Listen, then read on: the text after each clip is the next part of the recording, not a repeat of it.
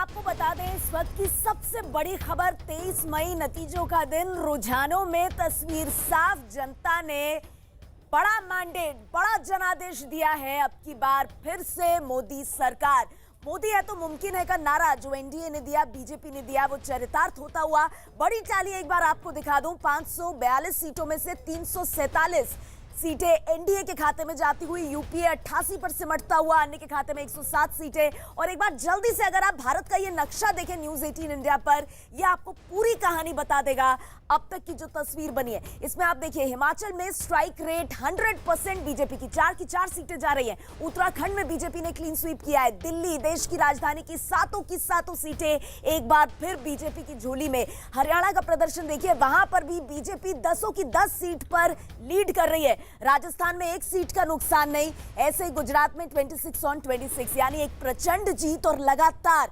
Exit polls के बाद भी जो कहा जा रहा था कि क्या ब्रांड मोदी सब पर भारी पड़ गया, कुछ उसी तरह की तस्वीर आज देश भर से सामने आ रही है। और देखिए हमारे साथ इस वक्त मशहूर बॉलीवुड अभिनेता विवेक ओबेरॉय जुड़ गए हैं। प्रधानमंत्री नरेंद्र मोदी के किरदार को पहले पर्दे पर, फिल्मी पर्दे पर चरितार्थ करने वाले विवेक, बहुत बहुत स्वागत है आपका न्यूज़ 18 इंडिया में। सबसे पहले मैं आपका फर्स्ट रिएक्शन चाहूंगी।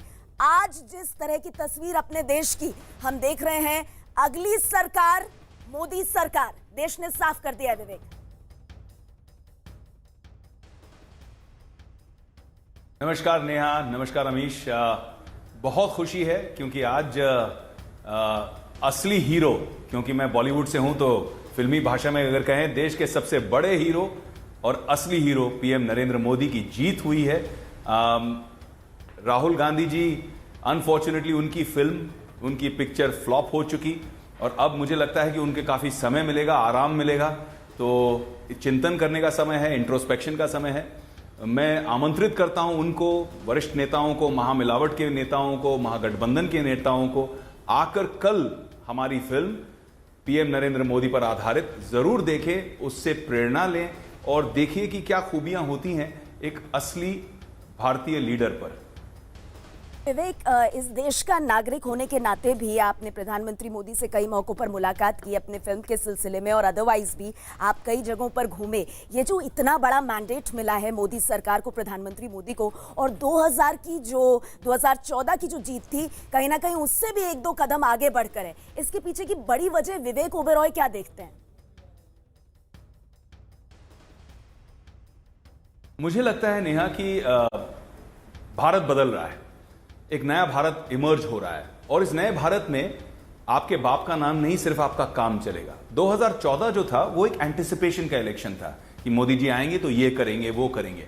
2019 जो है और बड़ा इलेक्शन रहा है क्योंकि ये अप्रिसिएशन का इलेक्शन रहा है। लोगों को मोदी जी का काम पसंद आया, उनके जीवन को मोदी जी ने छुआ है। यही मैं कहना चाहूंगा कि एक कमिटमेंट वर्सेस एंटाइटलमेंट, ये आइडियोलॉजिकल डिफरेंस रहा है मेरे हिसाब से। ब्रिटिश टाइम से हिंदुस्तान में विभाजन की राजनीति चलती आई है, डिवाइड एंड रूल का फॉर्मूला रहा है। लेकिन मोदी जी ने वो फॉर्मूला बदल दिया है। मोदी जी ने डिवाइड एंड रूल को बना दिया है यूनाइट एंड रूल। अब देखिए पूरा भारत, चाहे वो कोई भी कास्ट हो, कम्युनिटी हो, समुदाय हो, रिलीजन हो, यहां तक कि 23-24 ऐसी सीटें हैं जहां पे 15% से ज्यादा मुस्लिम माइनॉरिटी है, वहां पर भी बीजेपी लीड कर रही है। तो एक कर रहे हैं पूरे देश को, अखंड कर रहे हैं पूरे देश को। एक भारत श्रेष्ठ भारत का ये जो सपना है मोदी जी का, वो साकार नजर आ रहा है मुझे होता हुआ। और एक ही चीज कहूंगा ऑपोजिशन से कि spend less time hating Modi and more time loving Bharat. आप लोगों का जो गुस्सा है मोदी जी के खिलाफ, जो ईर्ष्या है, जो अंदर आपके दिल में इतनी नकारात्मकता है, इसे खत्म करते हुए एक सकारात्मक सोच से थोड़ी प्रेरणा लें और देखिए कि मोदी जी क्या कर रहे हैं देश के लिए। एक ऑपोजिशन का भी सशक्त होना बहुत जरूरी है एक हेल्थी डेमोक्रेसी के लिए, बट उसके लिए मुद्दे जो हों वो रियल होने चाहिए। अच्छा, एक बात और बताइए विवेक, का क्या आपको लगता है कि इस बार के चुनाव में दरअसल कुछ नहीं चला, शायद मुद्दे भी गौण हो गए? अगर मोदी सरकार से 5 साल में कोई नाराजगी भी थी, खासकर जो लोकल कैंडिडेट्स थे, शायद वो भी नहीं रही। दरअसल ब्रांड मोदी, प्रधानमंत्री नरेंद्र मोदी का चेहरा सबसे भारी पड़ गया, बस वही था हर जगह।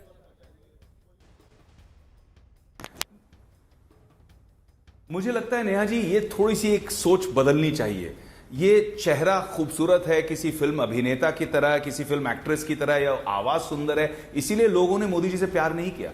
मोदी जी ने, उनकी सोच की वजह से लोगों ने मोदी जी से प्यार किया, उनके काम की वजह से मोदी जी से लोगों ने प्यार किया है। उनका काम छलक रहा है। इतनी बातें हुई अनएम्प्लॉयमेंट के बारे में, इतनी बातें हुई, लेकिन जब आपके देश का जीडीपी 76 लाख करोड़ से इन 5 सालों में इतना बड़ा जंप ले लिया है, 1 करोड़ 6 लाख करोड़ से लेकर 76 लाख करोड़ ऊपर गया है आपका जीडीपी, तो इसका मतलब है कि एम्प्लॉयमेंट जनरेट हुआ है, बिजनेस अपॉर्चुनिटीज जनरेट हुई हैं।